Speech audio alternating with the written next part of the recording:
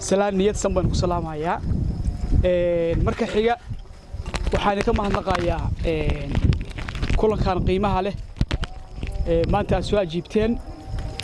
ورنتي كجامعة الهان معنا وين نوقف فديه شرفنا إنه هاي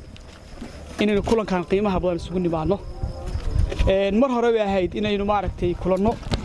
وكل ما أنا قلت إنه سكون معنا لكن وحوي وقت جاب سامح وهاي ساس باكنت إنه معركتي كل وينه المركز حيجا وحربينا مهاد قارة وجديو تيم كي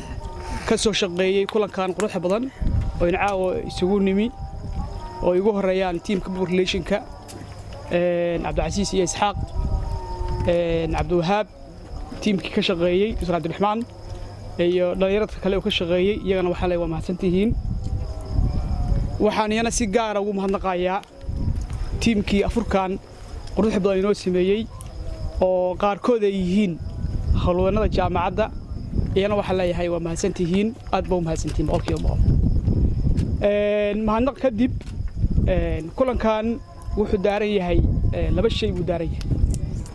mid koowaad wuxuu daaran yahay horta in la sameeyo isku xir oo ay isku xirmaan ardayda iyo ma garanaysaa tiimka jaamacaddu isku xirkaas marka waxaan rabnaa in uga goleena waxa weeye in aynu jaamacadda shaqo ka socota horumar weyn baa socda oo maaragtay dhanka haday noqoto infrastructure-ka haday noqoto dhanka academiga waxaan rabnaa marka in la isla wadaago oo xoogihii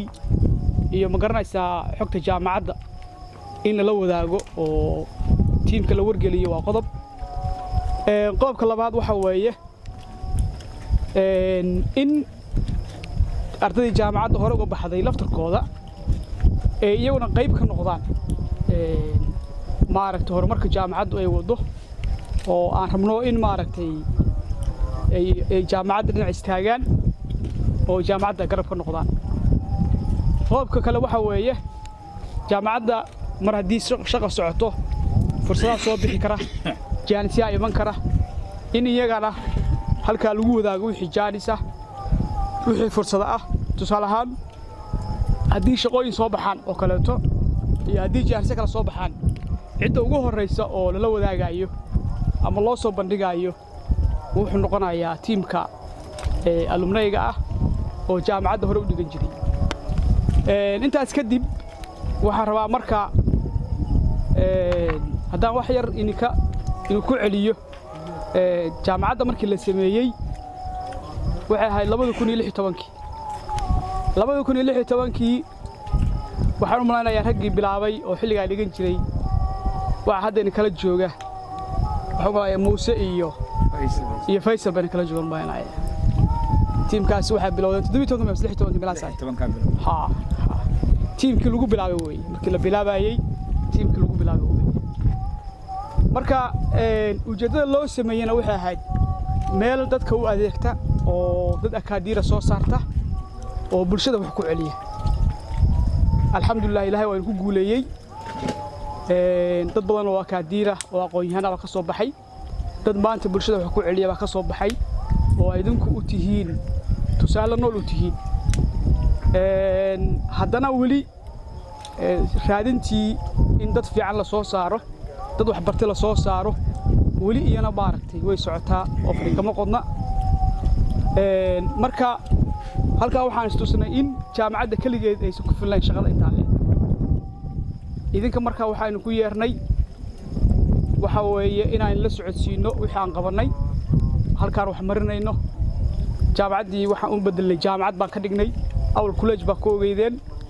waxaana qorshaha bilownay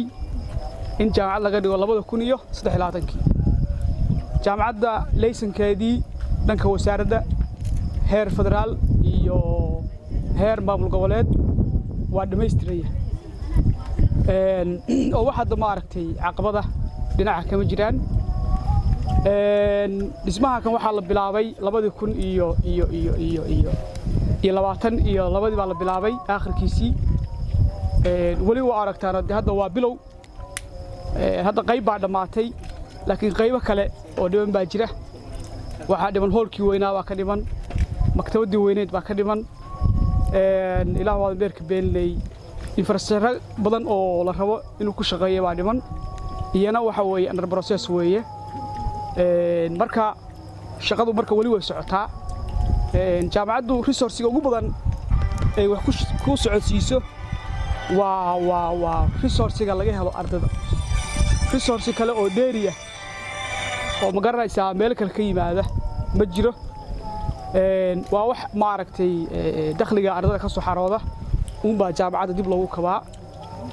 laakiin wax kale oo maaragtay dheeriya iyo hay'ado iyo waxaas ma jiraan waxyaalaha jaamacaddu marka ugu badan oo maaragtay ay qabato ama main resource-geedu waa fiiga ardayda ka soo gala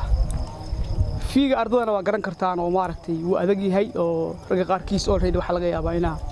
macallimiin iyo arday aad maaragtay maamushaan ardaydana maaragtay wax badan oo resource-ya oo wax laga qaban karo ma jiro laakiin waxa rabaa inaan idin cadeeyo meel kale oo wax ka soo xaroodeen iyo meel kale oo wax ugu yimaadeen jaamacadda ma jiro waa fiiga ardayda laga qaado waa bangiyada deyn laga qaadaa bangiyada deynta laga qaadaa wax loo bixiyaa qaab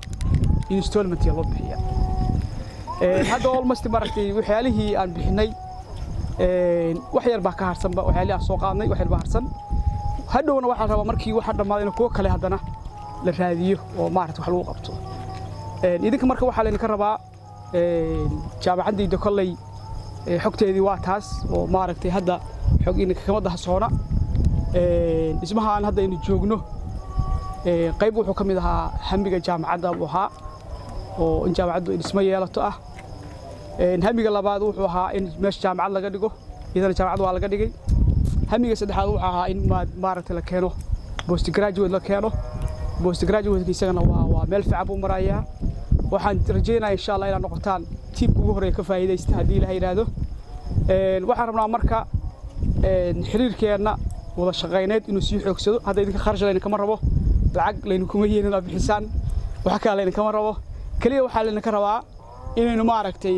iskaashigii iyo ka warqabkii jaamacadda ka wadno mutual interest oo ka dhaxeeyo oo idinkuna wixii jaamacadda ay faa'iido inii hayn karto idigu soo celiso idinkuna da jaamacadda ka war haysaan oo maaragtay wixii jaamacadda aad ku contribute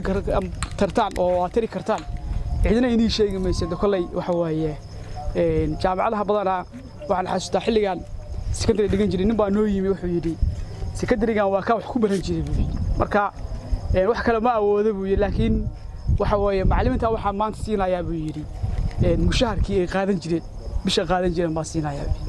dad caynkaas marka jira waxa jira kuwa iskool ku soo laabto waxay yiraahdaan intaasoo sano waa lacagtooda naga bixinayna marka hadda idinka lacag leen kama rabo laakiin kolley contribution-kiina dhankiina